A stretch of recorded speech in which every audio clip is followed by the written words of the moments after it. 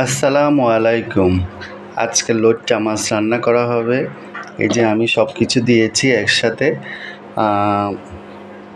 লাল মরিচের পেস্ট, হলুদ গুঁড়া, তারপর হচ্ছে যে কাঁচা মরিচের পেস্ট, লবণ, রসুন, টমেটো, আর হচ্ছে হালকা জিরার গুঁড়া, সরিষার তেল।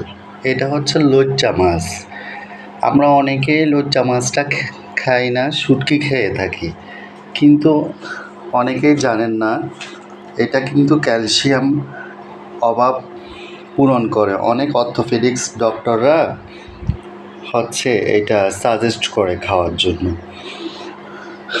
এটা এখন সাথে মাখবো, আমি একসাথে মেখে উঠিয়ে দেব। বাসায় একবার নিয়ে ট্রাই করে দেখবেন, অনেক টেস্টি।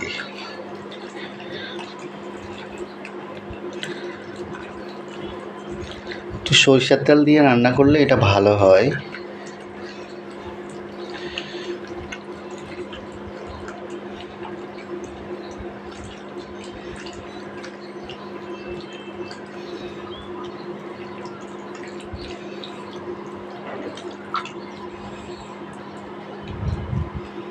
আমার মাখানো শেষ, এখন আমি উঠিয়ে দেব।